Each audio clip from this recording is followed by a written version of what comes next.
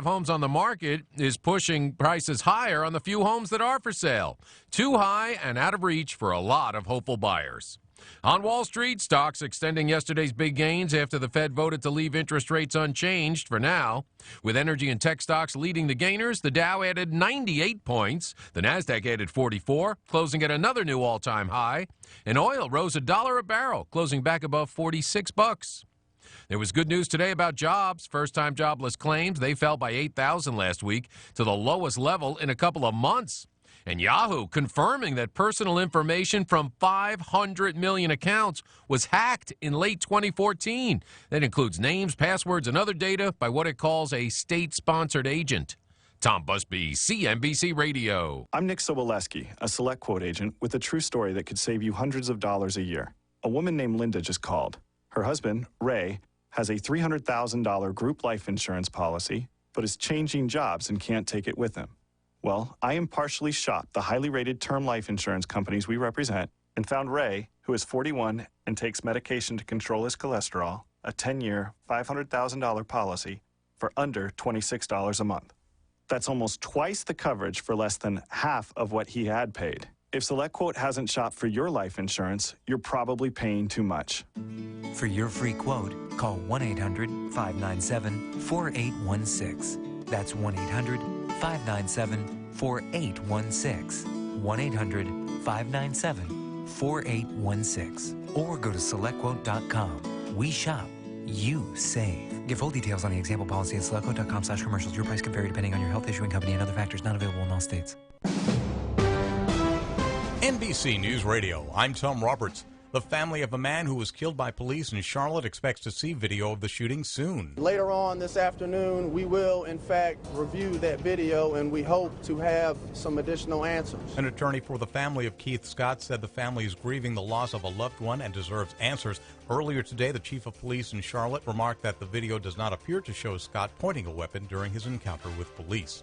North Carolina Governor Pat McCrory says violence and property destruction won't be tolerated after the shooting of Scott. Charlotte has been rocked by 2 nights of rioting sparked by Scott's death. A warrant has been issued for the Tulsa, Oklahoma police officer involved in the deadly shooting of an unarmed black man. District Attorney Stephen Kunstweiler today said Officer Betty Shelby will be charged with manslaughter in the first degree in the death of Terrence Crutcher. Crutcher was shot beside his vehicle in the middle of a road last Friday night. You're listening to the latest from NBC News Radio.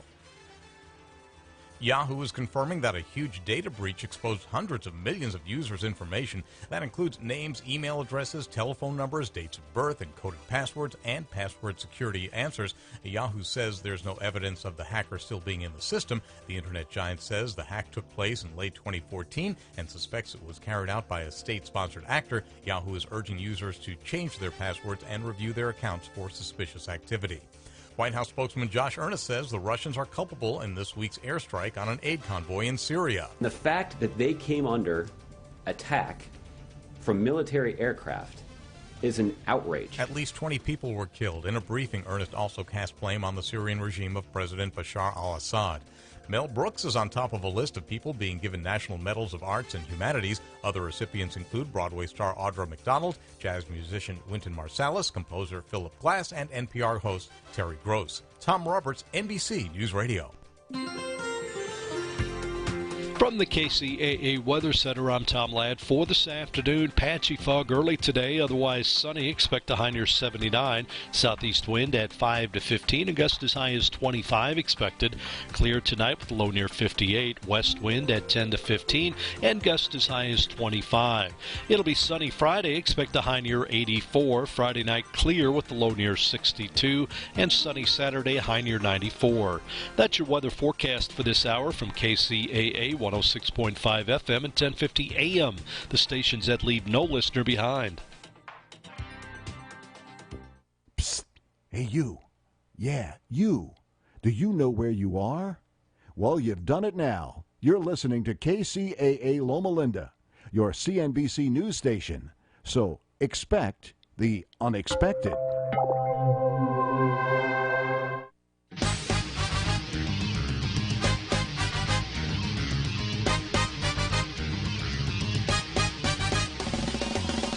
And And now, ladies and gentlemen, sit back, relax, grab your favorite beverage, slip on those flip-flops, lock on that dial for a completely different kind of real estate radio show. It's time for the Flip-Flop Investor Show. It's not what you think. Here's Stephen McGee and Todd Bayer. All right, everyone. How we doing out there? This is the Flip-Flop Investors radio show. Today in the studio, we are here to talk about real estate investing locally in the Inland Empire. And we are today, well, usually, for those of you that have been tuning in, you know that we bring on local investors that invest in real estate in the Inland Empire. I don't know what's so hard for me to say, Inland Empire. We've been saying it for a long time. It's because we say IEREIC usually. Yeah, so true. We like saying it the short version all the time. Very true. Well, my name's Todd Bayer. With me, as always, is Stephen McKee. Hi, guys. I was going to introduce myself, but, Oh, hey. by all means, take my thunder. One day we're going to figure out this whole radio thing and exactly how to do this properly, but... We need a radio secretary, like a person to hold up cue cards and tell us what we should be saying, point to us one by one. Don't do that, do this. Yeah, it sounds like a great idea. For those of you that listened last week, we had a guy here by the name of Luis Quinones, and he's new. He's pretty new to the real estate industry, and he had just put his first deal into escrow, which was very, very exciting for him.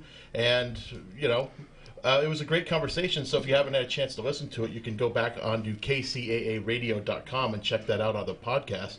But today in the studio, we have Todd Dominguez. And Todd he's also new, but Todd he's already involved in his first deal. In fact, he's already in a deal in Palm Springs, working on a very nice project out there. How you doing today, Todd? Gentlemen, how are you? It's all right, man. Good. It's good to have you on the air, man. We've been talking about this for a little while, and we're glad you could finally make it. You were actually going to come in another time, but scheduling is what affected that. He's so popular, we couldn't get him in. Right, I know. Schedule. It's hard to book me, I guess. Yeah, we didn't call you this morning and say, "Hey, what are you doing later today?" No, we had this booked months in advance, right? Yeah. So Todd, you first got started by going to the Robert Kiyosaki seminars and things like that. That's correct. Yeah. Yeah, and we're not affiliated with Robert Kiyosaki in any way, but I'm just curious, how did you get into that process to begin with? So my wife and I really wanted to find something that we could do together, and we're raising kids, so we had to worry about bills and that kind of stuff. So on a Sunday, you're like, we should just go to one of these seminars because it's date night or seminar. Right. So we started looking into it. We really wanted to do it, and went to one of their events, and we decided this is something we'd like to pursue. So that's kind of how we did it. Yeah, and at those events, I know I've been to a couple of real estate seminars like that where, they get the music going and they get everybody jumping up out of the seats and, all that kind of stuff. It's definitely high energy events. So that's pretty much the same thing at Kiyosaki's event, huh? Right, yeah. And so you actually signed up for some stuff. You've done some courses through them. I did, yes. And I'm not familiar with how their corporate structure is. I don't know how their seminars work, but it seems to me that you can take specific classes, or is it just one kind of, you give them a bunch of money and then they give you a bunch of stuff and, say good luck? How does that go? We were given the option to pick and choose what we would like to study, the courses that we would like to take, and how many we wanted to take. So Okay. So like real estate a la carte, or like? Yeah, pretty much. There's a lot of different subject matter that they have, and they. You kind of say this is the areas that I want to go to, and they advise you, but we certainly got everything that we paid for. We're happy with it. So yeah, that's great. I mean, it got you into your first deal. And, right, exactly. I think I met you first. We went to it's a club called For Investors by Investors, and it was the city of Pasadena. Right. Yeah. I actually met you there. The host of that meeting is Christina Suter. Yeah. And we met you. We were kind of forced into a networking circle together, and we ended up talking a little bit, and had a good conversation with you and your wife. Right. Yeah. Since then, we've convinced you to come out to the Inland Empire all the way from Huntington Beach. Right. Well, yeah, it's date night for us. So okay. it's actually a really good event. So I think this whole real estate date night thing was like what we should do on a Sunday. Now it's what you do on a Wednesday. Right. It's easier to get a babysitter on a Wednesday. It's true. So tell us a little bit about your your process. So you've been looking at some deals. You've been actually looking at a lot of deals, right? And I know that we've been looking at deals with you, right? Let's talk a little bit about how you've been going about finding those deals. Yeah. So, I had started out just looking at foreclosures and kind of knocking on doors, and was not having very much success there. So I thought, okay, well, I'm gonna go find a realtor that kind of concentrates on investors. And so that's how I kind of started the momentum rolling. I had, it was a lot of busy work. It was a lot of evaluating properties that weren't really good deals. Sure. But it was still learning the process, and it was good to go through that. And then up to that point that was kind of where I met you. Okay. Several months ago. So. Okay. Yeah, and I know we were talking a little bit earlier about finding deals, and initially you were kind of looking in the higher end markets. You were looking more in like the $1 million market, I know that that's not a market that Steve and myself are comfortable investing in, because that buyer's a little different than your typical buyer when it comes to flipping properties. I just remembered. I forgot we went to that one in Anaheim. Yeah, right. That's that was our first one. Anaheim Hills. Yeah, that like shut-in lady. Right. And the property is totally a wreck, and had like concrete, like didn't have brick throughout the floor. Brick throughout. Yeah. You started calculating how much is it going to cost to get this brick it was out like of here. pushing $200,000. Right. And I remember it was in that gated community. Yeah. And it was like 5,000 something square feet. Yeah, it was a monster, and it was, and I had no idea what I was getting into, and I had no idea how to do an evaluation on it. But you were really excited. I was like, hey, let's go out and check this out. You're like, hey, I was excited to check it out. I mean, it could have been a good deal, but it was close. I think what ended up happening there was she decided not to take our offer. Was what happened. Yeah, so I think she pulled it off the market. So yeah, hopefully she worked it out. But maybe we have since moved past that a little bit, and we're not looking at the higher end so much anymore. But why do you think? Why did you make the switch? Why not go for those $1 million properties and go for those big, returns that you could potentially get? There's it's a different class of buyer that I've discovered. It's a different process. It's a much longer process, and when you put that much money and effort into one property, it's really a roll of the dice. It's a big roll of the dice. Sure. It's much smarter to kind of spread that out over a few properties and maybe hedge your bets a little bit. If you lose on one, you don't lose on all. Yeah. So that's kind of the process that I've gone through while working with you guys. Is I learn as much from what I don't do as what we have done together. So, right. I mean that's kind of the benefit. Yeah. If you're just tuning in, you're listening to KCAA 106.5. Or 1050 AM. 1050 AM. God, I'm like 1050. Eventually we'll get this. We've said it before earlier the hour that we're going to get this radio thing down one day. It's going to be amazing. I promise. I'm determined every 15 minutes to say it until I remember. Yeah, there you go. Maybe we should remind everybody in about 15 minutes what they're listening to. We're just having too much fun, aren't we? It's our radio show. We can do whatever we want. I guess we right? could. So going back to real estate, we go to these investment clubs, and I know there's a lot of investment clubs that are available all over Southern California, and for us, we have one club. We have the Inland Empire Real Estate Investment Club, which we host every fourth Wednesday at the Mission Inn in Riverside. That'll be actually coming up next week on Wednesday, the 28th. Yeah. And then we also do. I think you guys should really rename it just Date Night Investment Club. Yeah. just call it that. We could like date night at the Mission Inn, right. Real estate and real estate and date, drinks, dinner, real estate show, more drinks. That's right. Yeah. Well, speaking of drinks, we have a happy hour event that we also do, which our next one's going to be October 12th, I think, is a Wednesday, and that's going to be in Ukaipa. We'll put that information up on our meetup page. Yeah, for sure. And then we have this Saturday coming up is going to be our Saturday morning coffee at Molino's. That starts at 8 o'clock in the morning and goes till about 9 or 10, depending on, It's kind of overrun on Saturday, so it should be interesting. It's like we're going to fill the coffee shop. I'm either excited or afraid. I'm not sure yet. Right. Well, we have quite a few RSVPs, so if you check out the Inland Empire Real Estate Investment Club on meetup.com, you can sign up for there and check us out. We're a no sales club. We don't pitch anything. We don't try to sell you any kind of real estate course or anything like that. It's just focused mainly on education and networking, and we have a good time. But you can give me like $20,000 just because if you want to burn it and just give it to me instead. Yeah, I'll still teach you the same stuff I would for free. Right. I'll take the $20,000. That's very kind of you. You take checks. Yeah. Only if they clear. Yeah. Bounce it first. No promises.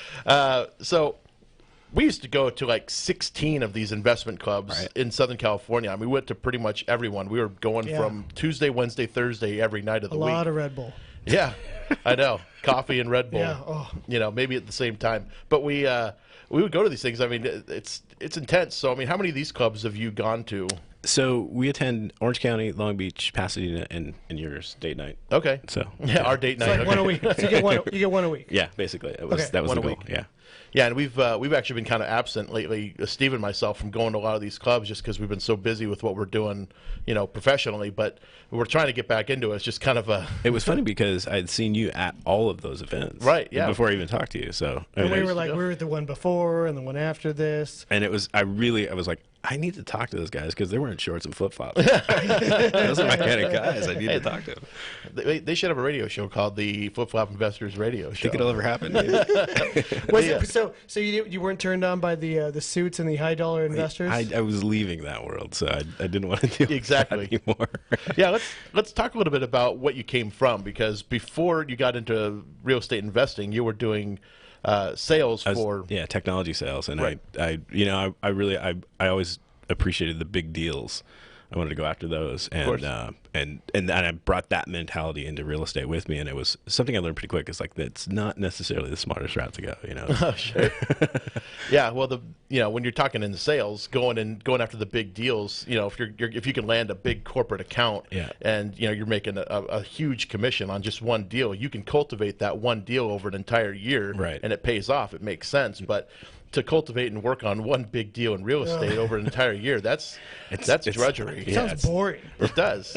There's a show called $1 Million Listing on TV you could watch, and they show the glamorous side of the fake world of $1 Million Listing. No, that's just why they do all this other stuff, because the houses aren't selling yet. They're just wandering around the city meeting people because they got to find another guy to sell the homes. Going to take another year. Right. So you came from that world, and you've been able to apply some of those sales strategies into your real estate business. Sure. Because, I mean, this is a business, and it is a sales business, right. You know, because you have to employ very similar strategies in order to make it work right. So yeah, and it's always going to be a numbers game, and you know I was used to a 30% hit ratio. That's changed. I mean, maybe it's a 5% hit ratio now or something. Yeah, you're gonna have the jargon flag hit ratio. What are you talking about? yeah. Well, I had to do 3 times my quota as far as deals that I was working on to know that I was going to make my quota. So I knew I was going to close about 30% of my deals. Okay, yeah, that number is it's about 5%. Yeah, so I mean, it's the grind. It's you got to go out and do the work. There's no replacing it. Absolutely. It is what it is. But right now at this point, it's such a learning process that it's really fun. So the first deal, since you're doing your first deal with us, and we're most of the way through, about 7th inning stretch, maybe 7th inning stretch of the rehab and move on to sales. Since we're at that point, we looked at a lot of property before this. How many properties do you think you looked at or wrote to get to this deal? Accepted? Wow, it's in a couple 120, 150 maybe. Okay, and so you haven't locked up the second one. We almost did. We almost did. Super close. Right. Is it still available? I don't think so. Okay, so how many cents we got this one accepted? Well, so there's been a little bit of change. I had gotten to the point where I felt like I'm just really too dependent on other people. Yeah. And I needed to get some strategies under my belt where I was kind of, depending on myself more. So I went back to the foreclosure, went back to, I look at it at burnouts, at rental properties that are just beat up and that kind of stuff. So I've changed my strategy a little bit. And it's really about contact and, pursuing those and kind of just keep contacting those people. But so the number of properties that I actually have evaluated and brought to you has probably dropped. Yeah. So, but it should have. Yeah. It should have dropped dramatically. It has, yeah. The first one. Right. So now you're doing more what you did in the corporate sales world, yeah. where you're pursuing the same lead until you close, right? And instead of new leads every day. Correct. Yeah. Yeah. I've shifted off. I'm hoping maybe 30% of the deals that I do come through the MLS, but I've really got to concentrate on those other 70 at this point. Yeah, I'm right on board with that idea. Yeah. I mean, I'm never, you can never give up the MLS, but it's just so competitive. It's one of the things I learned really quickly. It's everybody's looking at the same deal you're looking at. Well, there's a level of it where it has absolutely nothing to do with the offer and all to do with the relationships. Like if I call the same person that you call, they don't give a crap who you are, and they're going to likely accept my offer if I have a relationship with them. Right. Versus 5 years from now, if you've built a relationship with them, they're going to accept your offer over somebody else's. Right, and that's the learning process too. Like from my previous life in sales, I had that conversation down. It was an easy conversation for me to have. I can go up to the C-level and feel comfortable. Now I'm relearning those conversations. Yeah. So yeah, I mean, I have a feeling if you and I came up against each other and had the same money and the same offer, you might walk away with that. But that's what's funny about, people, I think, when they're brand new in this business, they don't realize it still is about those same relationships like you would have in the corporate world. Right. And so people that are in a corporate sales position have a crazy advantage because you already know the process. Yeah. And so you're just rolling right into the old system with the new model. Yeah, there's a ton of carryover. But again, it's a new language that you have to learn. And that's a lot of those classes that I bought, a lot of them were about learning the language that you needed to speak. But there was no practical knowledge behind it. You're still afraid of your first step, that kind of stuff. And we laughed about it before, but it was like I knew I was stepping off this cliff, but I didn't know where my foot was going to land. And you guys kind of brought my foot over back to, let's put it on the rock here. Yeah. Well, some people say to jump off the cliff and build your wings on the way down. It's a little bit like that. A little bit like that, and I know that first step for a lot of people was real difficult to make because you're walking into an unknown abyss. You don't know what you could potentially run into, and I know everybody's heard lots of horror stories. That movie, The Money Pit, with Tom Hanks. People have seen these things, and they're like, "Is that going to happen?" Because they've heard about foundation problems and things like that could come up during a project, and those very rarely come up because you're usually looking at these places before you're buying them. So, I know you had some of these fears when we first went into it because I know we talked a lot about mold behind the walls and things like that. Yeah.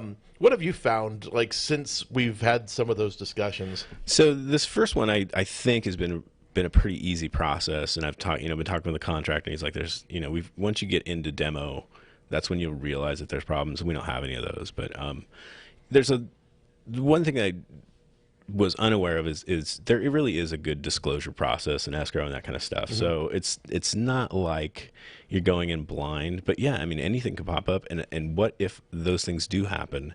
What do I do now? Well, we did. In this project, we did actually have some things come up once we took the walls out. We realized that behind the walls, the previous owner had done some electrical upgrades, we'll call them. That's right. And some of the plugs and switches weren't really wired properly. They had wires that were actually terminated improperly. Right. So that's something that our contractor had to go in and fix some of those issues, which those could have become problems down the road. You know? And if I were alone on this project, okay, what do I do now? And how much is this going to cost me? And but sure, that's going to be thousands of dollars. Right. It's a moment when you're a little bit vulnerable, but luckily I had you guys with me that it wasn't that much of an issue. So the contractor's like, it's like $300. Don't worry about it. One thing a lot of people are surprised to see, though, when we go to Palm Springs, is that the pool equipment is actually usually subterranean. They usually They usually dig a big hole, and that's where they put the pool equipment. It's not up on the surface like us regular folks. No, I'm just kidding. For all you folks listening in Palm Springs, we love the concept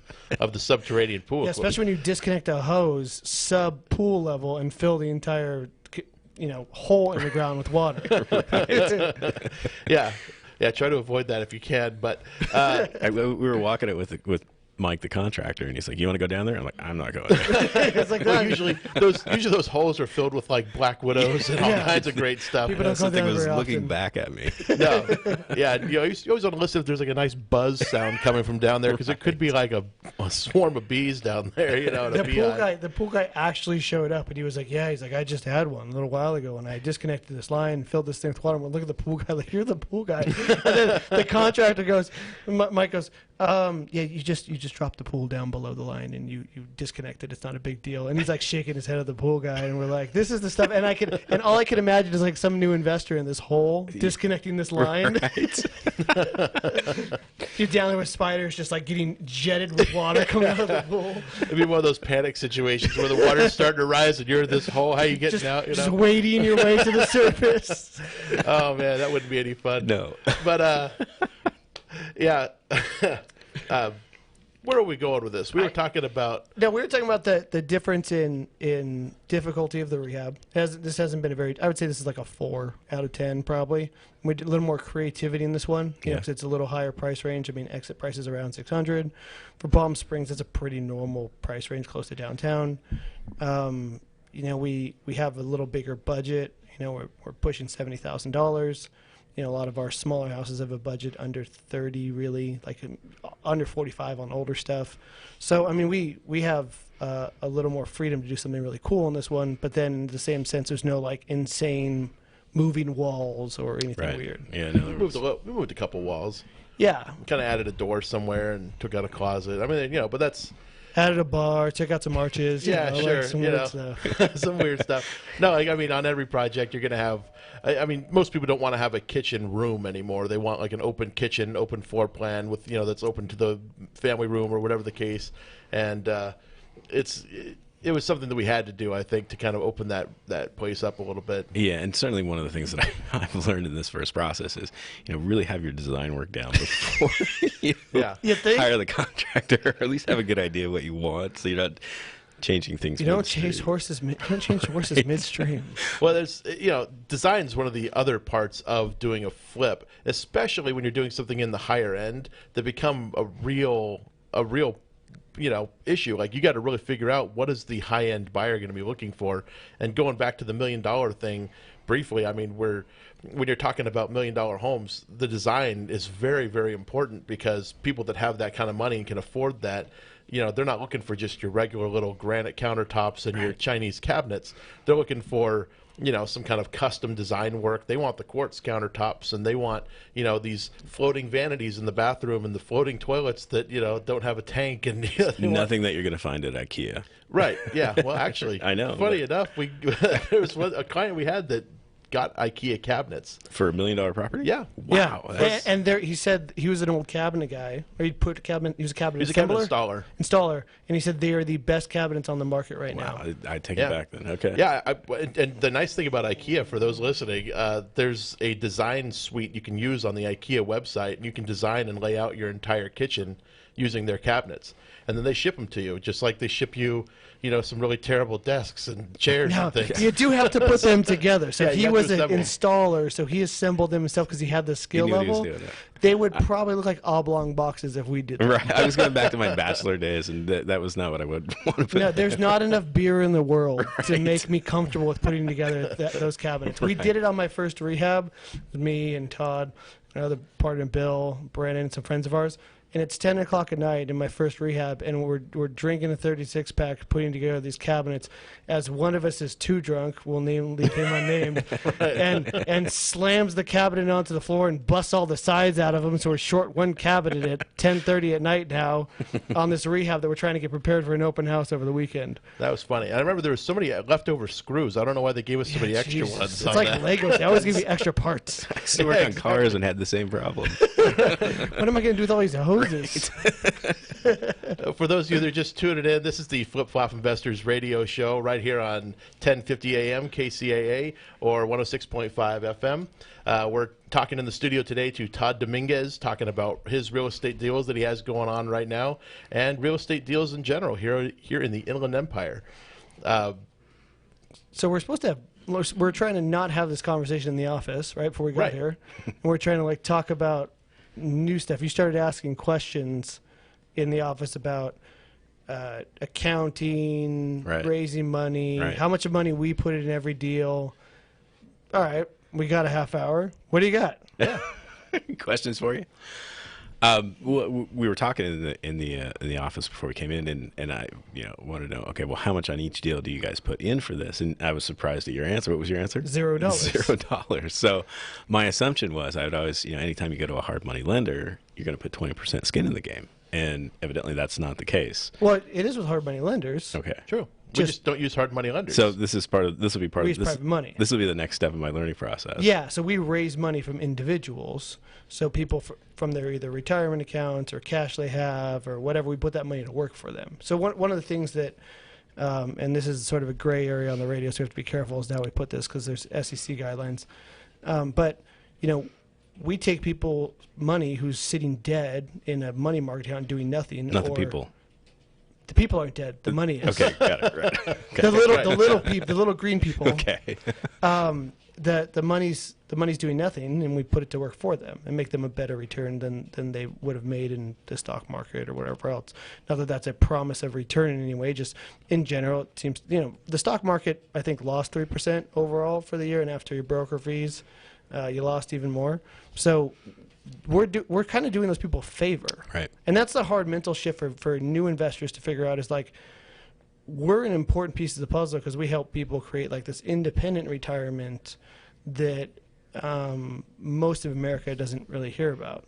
Right. And working with you guys, that's part of the mindset change that I've gone through, even with on a different subject a little bit, but with foreclosures, it's not, I had this mindset where I'm ambulance chasing, I'm finding people that are in distress, but it's different. It's not that. You're finding solutions for people that are having a hard time. It's not, I'm knocking on your door to see how much, discount I can get. It's what's your problem, and I think I can help you. Yeah, we always, we've talked about this before, like we always make a 15% return. That's what we're looking for, 15% return on the money. So I'm not going to make an offer that gives me a 22% return. I'm not going to lowball it and hope I get a better deal. I'm just always going to offer the same amount. And what I have decided, like Todd and I have a business together where we've decided that 15% is the amount we're worth. We will trade the solution to your problem for 15% return on our money. Right. And I think that's hard for people to understand is what you're actually doing is you're trading security. I am your safety net. I can know how to navigate this world. You don't. And in exchange for that, I'll take a percentage of your transaction and make a profit on it. But we'll solve the problem for you today. Right. Yeah. And even with your life. Well, a lot of people that are in a distressed situation are in there involuntarily, obviously, and that property that we're trying to purchase is an inconvenient house for them. That's something that they have. It's a problem. It could be that the parents passed away and the kids are now have inherited that property, and they need to do something with it, and they don't know what they're going to do, but they're making that $1,500 a month mortgage payment every month, and they're just losing that money. That's the way they look at it. And it's, they couldn't sell that place any faster. So for them, They don't have the money to come out and fix it. They don't have the money to fly from Ohio and come check it out and see if it needs any work and hire a contractor, a property manager, whatever the case may be. So, or in the situation that we recently talked about, that siblings don't want to talk to each other. Right. Yeah. And that that's obviously very common as well to have family problems. I know Paul Horn, the attorney, he does a lot in probate. Yeah. He's talked about, and I think he said the number. And I probably shouldn't say a number on the air because I don't know it off the top of my head, but the number of families that have problems within them and they can't come to some kind of an agreement, and the court has to decide in probate. It's most. Is it most? I thought it was. I thought it was a high number, but that's most to me. More than 50% is most to me. Like the way I understand it. Talking to Paul, if the siblings aren't amicable, and the value. And I don't know how it's calculated. So the number I just heard in a class is $150,000. It's over $150,000. And I'm not an attorney, so I have no idea what it really is. He would, I don't. That's when it goes to court, and that's when things start to get kind of messy, and where the attorney's valuable. Some families a little better than others, but it seems like in a lot of cases, money divides a family. Oh yeah. And so if you could be the solution to that. Right. Yeah, and that was really the mindset that I need to get into is there are problems that need to be solved, and I actually have solutions that can be valuable. Yeah. and that was part of the process that I had to go through. It's probably hard it's hard to sort of decide that you're valuable, I guess. Well, I'd never been in a foreclosure situation personally. I don't know what the experience is, but it sucks. I have no doubt. But I've learned about these solutions, and now I've got partners that I can actually bring to the table and really have something to say where somebody, really could get some value out of this. We kind of look at it too from the investor side. Like Steve was saying a little bit earlier, that the investors, they have money, and that's money that's being lazy. It's sitting there doing nothing. Sometimes it's in a savings account at a bank, or sometimes it's, in a money market account earning practically 1% interest or so. And that money, this is something these people would like to actually invest that into something that produces a return, and maybe something they enjoy doing too, because real estate's fun. I have a great time doing it. Yeah. I think our investors love it.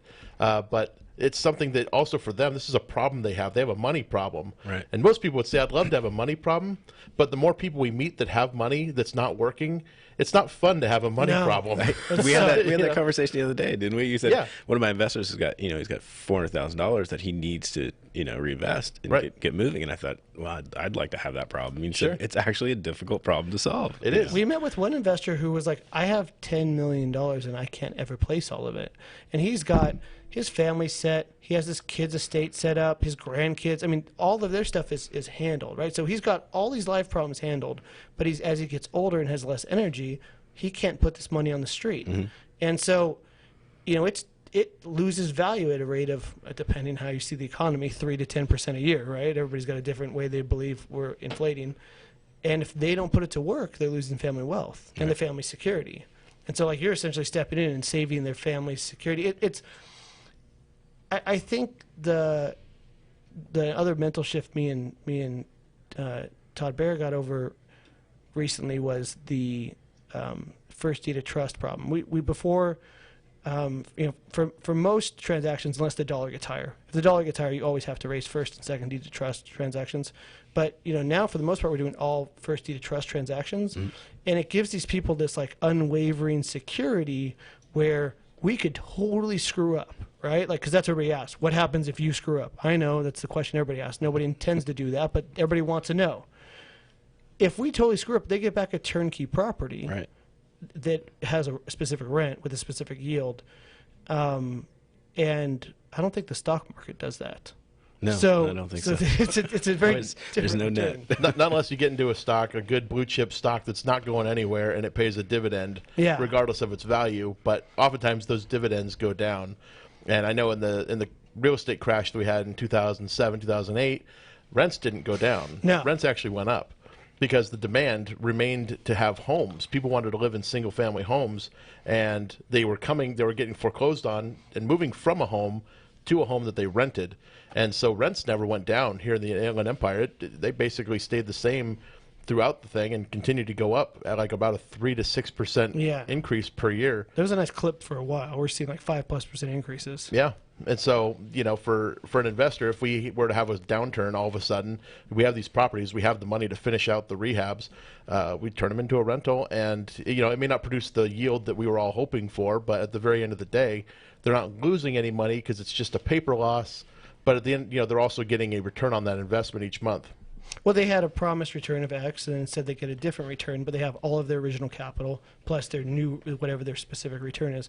I wish we didn't have the SEC guidelines we had so we could talk about it more specifically on the radio to show the difference. But essentially, we can't promise a return anyway or share a return, so we can't talk about it on the radio. Yeah, and this might be a good time just to bring up a nice little disclosure, which is, we are not securities brokers or dealers. We are not offering any kind of securities for sale, and we're just real estate investors talking about stuff. If you have any questions that pertain to the law or taxes, you should contact your attorney or your tax accountant or tax advisors. Don't listen to us. Yeah, we're just we're real not estate experts. investors. This show is for entertainment purposes only. Absolutely. We're making all of it up. Yeah. Well, can't you tap dance? You can tap dance, can't you? We could tap dance. It wouldn't be a very good show, though. It's funny because you see, on biggerpockets.com, which is a website we use a lot for reference and refer people to. Bigger Pockets, you'll still see people with these giant stars across what they're writing, and I am not an attorney, and I am whatever, because you're trying to give advice to other people who are investors and interested in this world. I think Belinda, our self-directed IRA consultant, she basically said roughly 3% of money is self-directed, retirement funds. Yeah, I think that's about what she said. So 97% of people just have their money given to some advisor. So there's like 3% of the world out there like really wants to know how to do this stuff, and like you are so limited in what you can tell them unless we have a personal relationship, and like after a while, then I can talk to you about stuff that would quote be outside securities regulations because we have a real relationship. But it's difficult. So I in some sense, I'm like, man, I wish I could share all this stuff with people. And in the other sense, you're just stuck. Sure, and it's kind of a bummer, because there are literally trillions of dollars in retirement money sitting out there that people have invested in their 401ks, pension plans, various retirement accounts, through different organizations, and they're very limited on what they can do, especially if they're currently working with that employer. There's very limited options for what you can invest your 401k in. You usually get a nice pie chart. You get a series of pie charts you look at, and you decide, okay, I kind of like the color of that pie chart. I guess that's I'll go with that one. That's got a lot of red. It looks delicious. I'm going to pick that one. You circle it and give it back to your HR department. Right. Is that, Todd Dominguez, is that what it was like when you were filling yours out in the corporate world? Right, exactly. My sister and brother-in-law brought theirs to me, and I was like, circle this pie chart. It's got a lot of invested in real estate. It was let's hang it on the wall and throw a dart, and that's probably good enough, No, exactly. No, I actually got a call. I kind of laughed at him. I got a call from my sister, and she says, hey, so Brian's stock portfolio is greatly outperforming mine. And I'm like, well, yours is invested with your employer, and I told him how to invest his, and it's all in real estate. And it was like a company, it was like a specific fund that was like invested in real estate. And she's like, that's not fair. I'm like, I didn't choose your job. I'm sorry. Like, that's where they wanted to put your money. You didn't ask. You didn't ask. I didn't get the option to circle her pie chart. Yeah. So what other kind of questions do you have for us, Todd? We were talking on the drive over, when are you going to open this up and start your own school? That's really what you need to do because, like I said, I knew I was going this route. I knew that I was going to be successful at it, but I did not know where my foot was going to land on that first rock. Yeah. And the deal that we've structured is such a great deal for me. I was honestly, when we were first talking about it, I was surprised at how good a deal it was. That was a funny lunch. That was a super funny lunch. Yeah, you were surprised when we said we'd split it with you 50-50. And you thought... Split it with me? Well, the funny thing was, you first said like 70-30 or something is like what that. I was thinking. And like, I actually thought when you said that you were getting the 70 and we were going to get the 30. I'm like, wait a second. I'm giving that too. Like, we're putting up all the money with Right. experience. I was actually a little nervous telling you it's going to be 50-50 because I thought you were thinking you were going to get 70. Apparently, it was the other way around. Had I known that, I would just But it's, it's 90-10. whatever it's going to be, I'm just going to go this way. Whatever you guys say, I would have taken it. But it's a really good deal, considering that I don't have the 20% in, it's a really good deal. I think you guys need to open some sort of school. But the funny thing is, okay, with all the other schools that are out there, it's you put your money in and you get something back. But this way, the way that we've done it, it's I put the sweat equity in. I go find this thing. I learn the process of how to find a property, and that's my It's your investment. Yeah, that's my money. So time is really valuable. When you knew your time isn't very valuable in this field, but your time was probably very valuable in a previous job. Right. Yeah. So you're trading the man hours you would have had at the previous job in this one. So we see value in that. We see value in finding. We think finding the deal is the hardest part because for us now everything else is lined up. Right. But I get to choose to work with you. Like if me and Todd don't like you, we're like we don't work with you. And so one of the problems with these schools is everyone can join, and everyone can pay their $20, $40, $80, $1 million to join the school. And now they have a customer service department, some guy on the phone in Abu Dhabi that's answering your calls, and they have to answer your questions. Right. I get to choose whether or not I want to work with you. And like me and Todd talk about it on a regular basis. We're like, well, I don't know, man. I don't know if if we can work with this guy. They're not really self-starter. Like, he's not putting the work in, and they're essentially sitting around. So they would have paid the $20,000 and knock out their money's worth. They would have sat on their thumbs. Right. And done nothing. So by having this sort of buried entry, this you have to bring a deal in. We'll give you all the resources to find one. Right.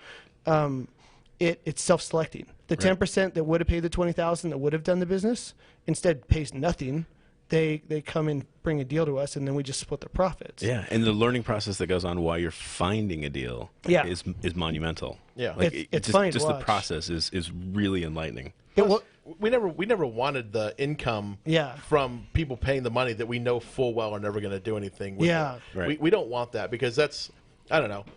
For me, we never wanted to make it a business to put on seminars. It's like and guilty. I feel stuff like guilty that. Yeah, about it. I would feel very guilty Yeah. about taking somebody's money, knowing full well they're not going to do anything with that information. Like, we talked about doing a weekend seminar where Yeah. we put together like cram a ton of work into it, and we're like, maybe we could charge $300, and like it's we'd make a little profit to pay for the building, and we're still like, I don't know, man, like still uncomfortable with that idea. Yeah. Just tell them they've got to have a deal to get into through the doors. I don't know. Or give them some homework or something. I mean, it's viable.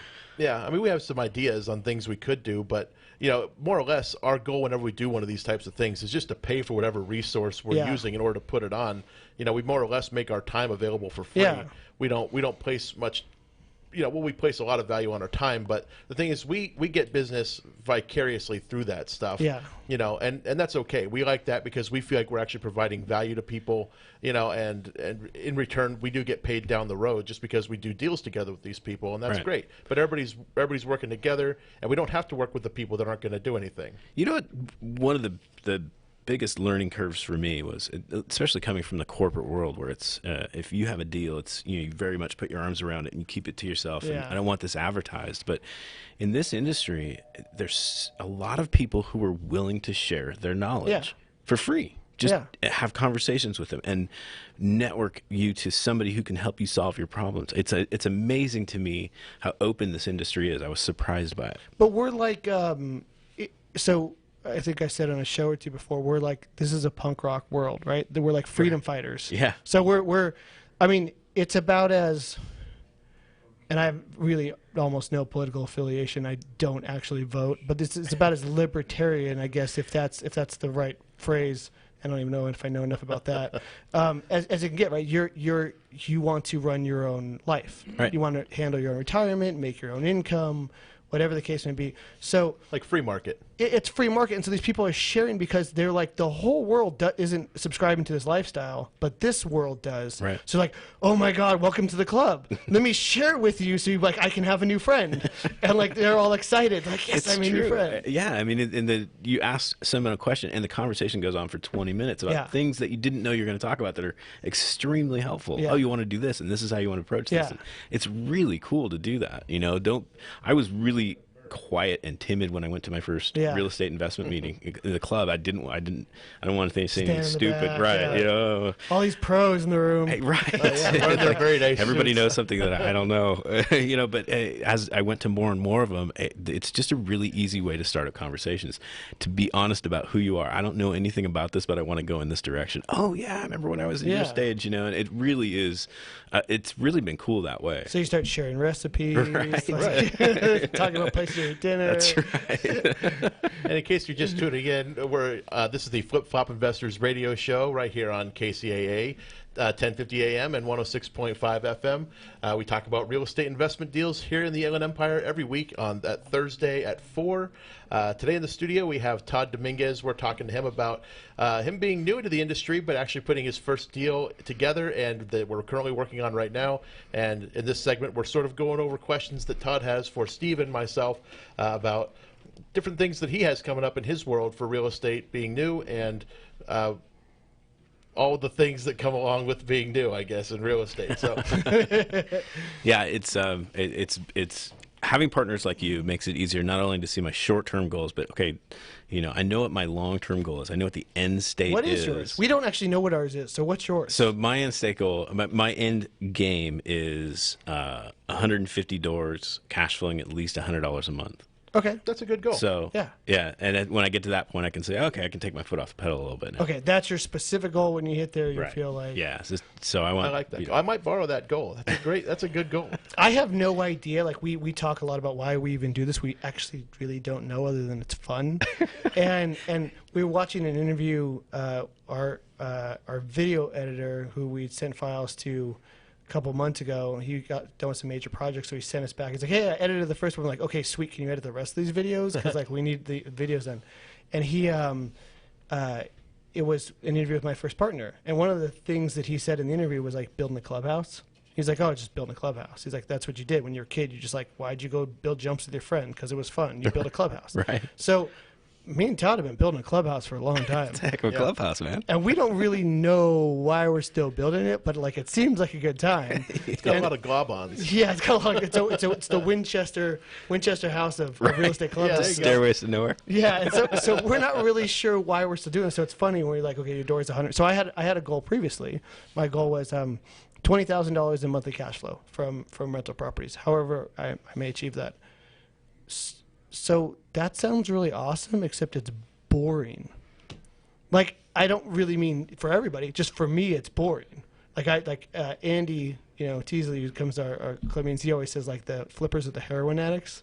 Just give me one more hit, man. Like it's very That's true. what it's like, right? It is. Now that I've got this first one underway, it's like it motivates the hunt. Yeah. Like I want to do this again. And the irony is the old, wealthy, smart investors have all grinded it out one door at a time. Right. They all have. And so it was Ward Hannigan actually out of San Diego, and he's a trustee. He teaches how to buy trustee sale, trust, a bunch of different courses. I saw him at Pasadena. He's a great guy. He's a phenomenal teacher. He's great. All his classes are one-on-one. You pay to sit with him in his office. I went and did a trust course with him. Me and Todd spent a whole day with him. Yeah. But hold on, rewind that. We're going. You were talking about how the old timers have grinded it out over the years. So he said he told us, he's like, hey, don't underestimate how good it feels to replace your income. To just have to not have to worry about a monthly income. Right. For a long time, I don't think Todd or I really thought about that much. We just kept pursuing building something, and we still we have a bad habit of just building stuff. And now it's sort of come around. We're like, all right, we should really concentrate on this monthly income thing. And most people in this that start this business end up starting in their late 40s, early 50s. So their mentality's already shifted that way. Well, we have kids. Our kids are getting older. I have our friends. Our kids are sort of the oldest, right? So we're in our, I'm going to be 35 this year, so technically I'm in mid-30s. So we're getting there. And so now we're seeing okay, the light, there should be a light at the end of this tunnel. We can still keep doing all the cool stuff we want, but it's sort of hard to make that shift. And new people we meet, they're 20. They're like, I just want to buy a Ferrari.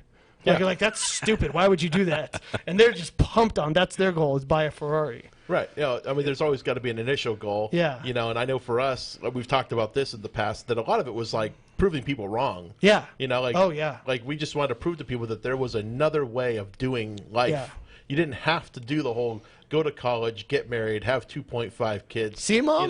Get a job with a good company and work your way up from janitor to CEO and then retire with a gold watch and all that. We didn't think that was the way to go with it. We've never thought that way. And, it started out as proving people wrong, that we're going to do it differently. And I think we've proved them wrong at this point. And so we also have, this extreme luxury of having, great family that supported us pretty much in anything we did. Right. It's an absolute luxury to grow up that way. So we got to be idealistic and be there's a different way.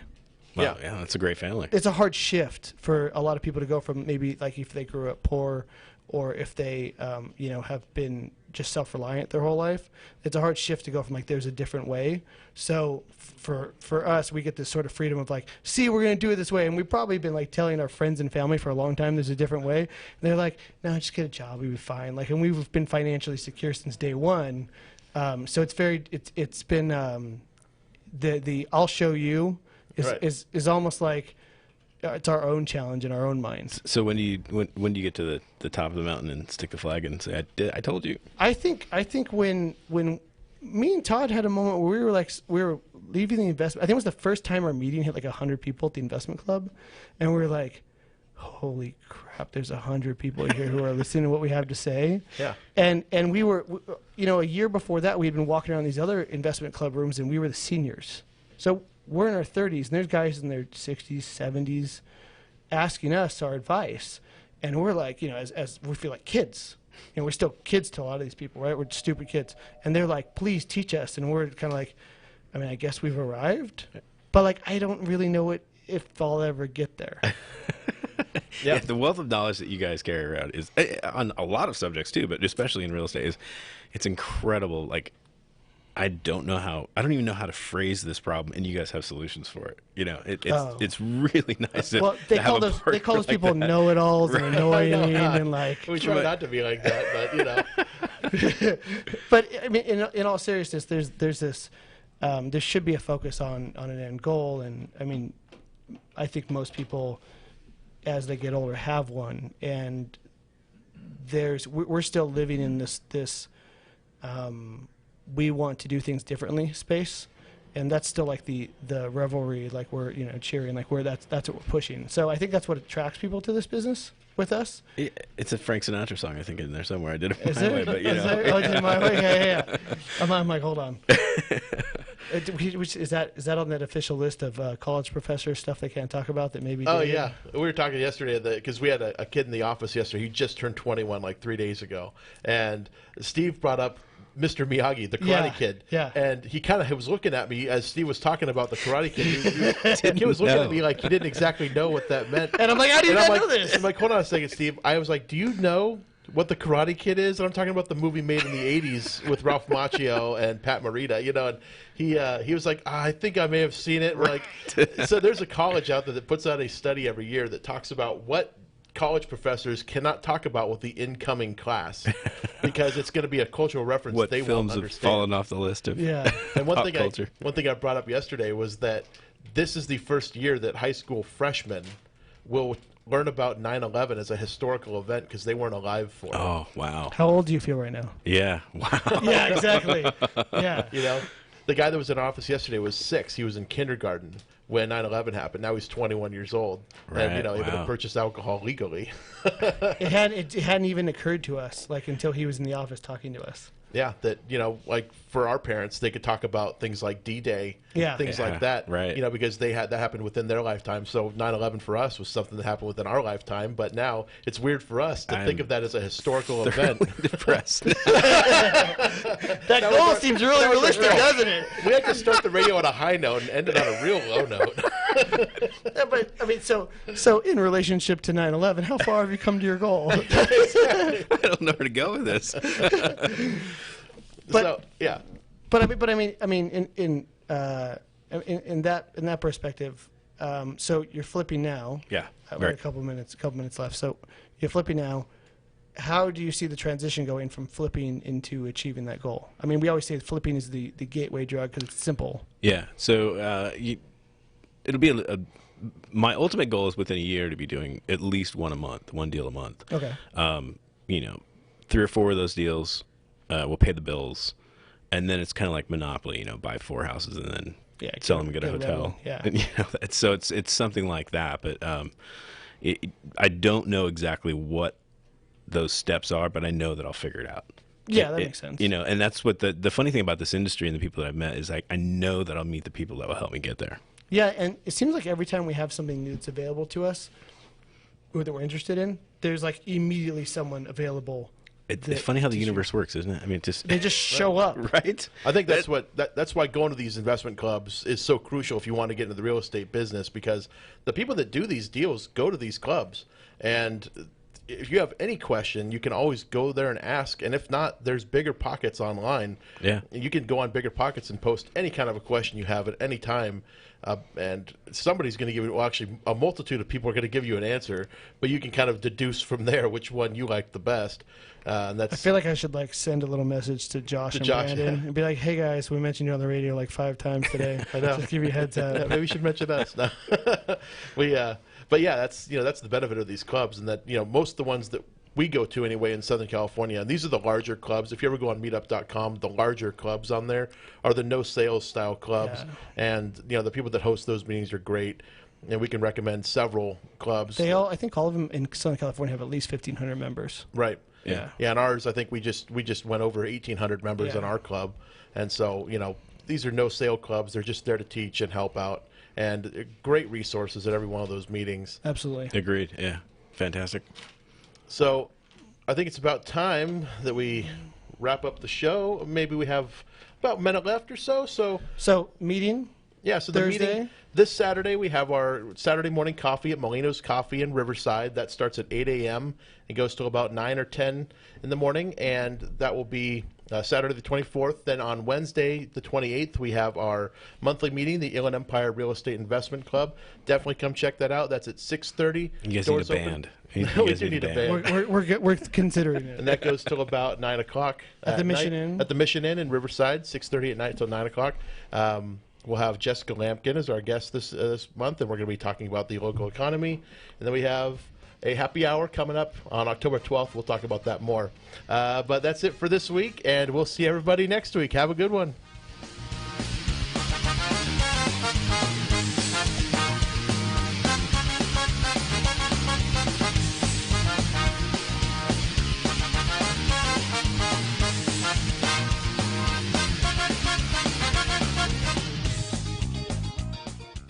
You're listening to KCAA, Loma Linda, California.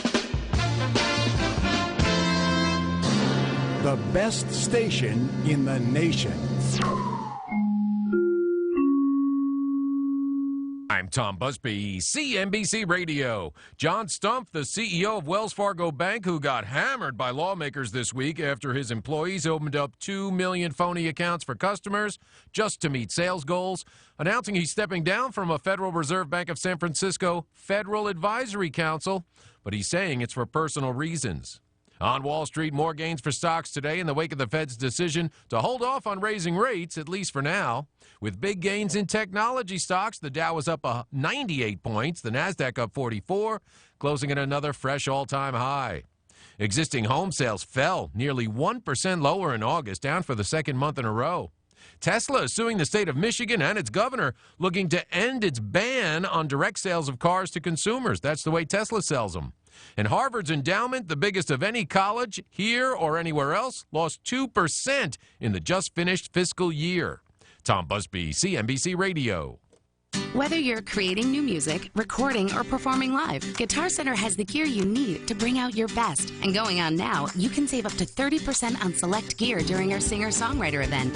Take $50 off select Harbinger complete PA systems. Get a Toka djembe drum in a variety of colors for just $24. Or select D'Addario acoustic strings, buy one, get one free. Don't miss your chance to save on everything you need to write, record, and perform. Guitar Center's singer-songwriter event is going on now, in-store and online. America was built by people with a few dollars and a dream. And while many don't know it, there's one path to success that still only requires a dream and about $10. That's right. If your dream is to start or grow your business, something as simple as the right business card could make all the difference. And today at Vistaprint.com, you can get 500 full-color business cards for only $9.99. That's right, only $9.99. Just go to Vistaprint.com and enter promo code 9393 at checkout. That's Vistaprint.com, promo code 9393.